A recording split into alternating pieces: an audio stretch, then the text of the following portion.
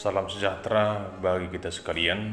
Kiranya pada hari ini saudara yang terkasih senantiasa dalam keadaan sehat dan sukacita, dan diberikan semangat pada hari ini untuk melakukan beragam aktivitas.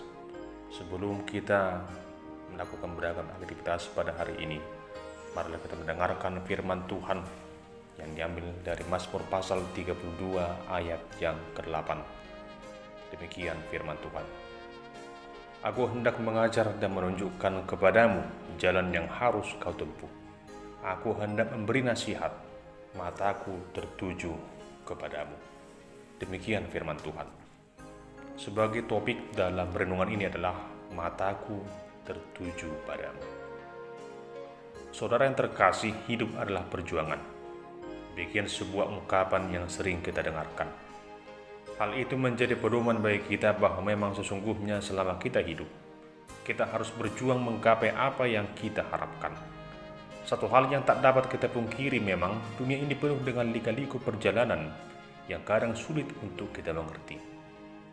Ibarat di sebuah jalan yang belum pernah kita lalui, kadangkala kita bingung memilih jalan mana yang harus kita lalui. Rintangan dan cobaan kadang datang menerpa silih berganti. Dan saat itu kita bertanya kepada Tuhan, apa yang harus aku lakukan? Saudara terkasih, jika Tuhan mengizinkan masalah, berarti Ia pasti punya rencana di balik masalah tersebut.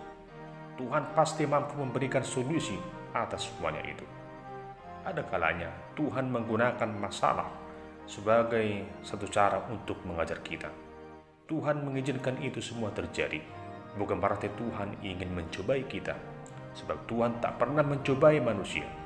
Namun Tuhan mengetahui bahwa itu semua boleh terjadi untuk membuat kita semakin teguh dan kuat dalam kehidupan ini. Itulah yang kita temukan dalam apa yang disampaikan pemazmur. Aku hendak mengajar dan menunjukkan kepadamu jalan yang harus kau tempuh.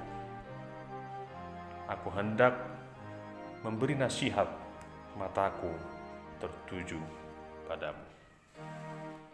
Melalui mazmur ini, Tuhan tidak menghendaki umatnya berlaku seperti kuda atau bagal. Ada beberapa sifat dasar dari kuda, antara lain tidak bisa mengenal siapa pemiliknya, meski ia dirawat setiap hari oleh pemiliknya itu. Secara refleks, kuda akan menyepak siapa saja yang mendekatinya dari belakang, atau akan mengangkat kedua kaki depannya dan menendang siapapun yang mencoba untuk mendekatinya dari depan. Bahkan, sekalipun itu adalah pemiliknya sendiri.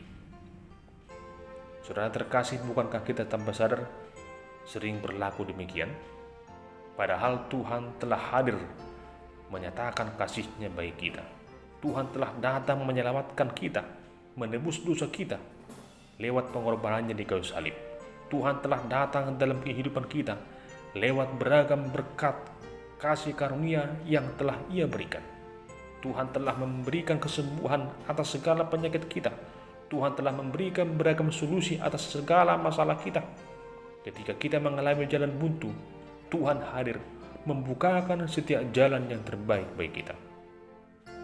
Namun apa yang kita lakukan? Sering kita melupakan segala kebaikan Tuhan.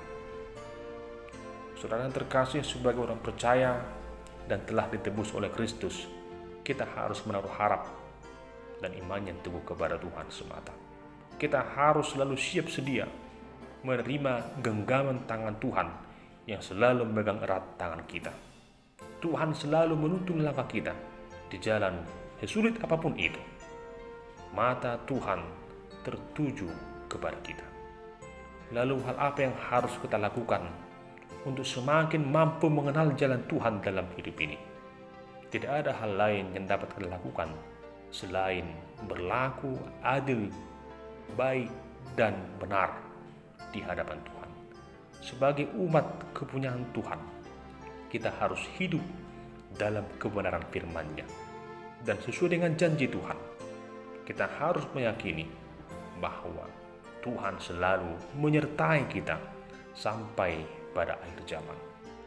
Ketika mata Tuhan tertuju pada kita umatnya, maka satu hal yang pasti yang harus kita yakini bahwa Tuhan mau agar mata kita juga tertuju kepadanya.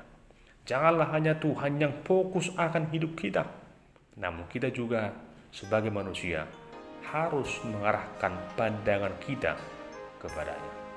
Iman kita harus kita arahkan hanya bagi Dia, Tuhan yang mempunyai hidup ini. Dan terkasih, karena itu marilah berusaha membuat mata Tuhan tertuju kepada kita lewat cara hidup yang benar, dan kita juga mengarahkan pandangan kita kepada Tuhan yang selalu menunjukkan jalan yang terbaik bagi kita untuk kita tempuh dan memberikan nasihat kepada kita. Itulah kebaikan Tuhan yang selalu kita rasakan.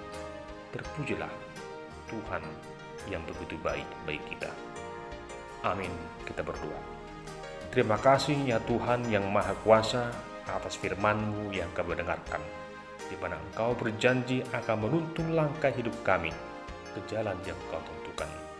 Engkau adalah penasihat yang ajaib yang selalu memberikan nasihat yang terbaik bagi kami. Terlebih dikala kami mengalami kesusahan dan mengalami kebimbangan dalam hidup ini.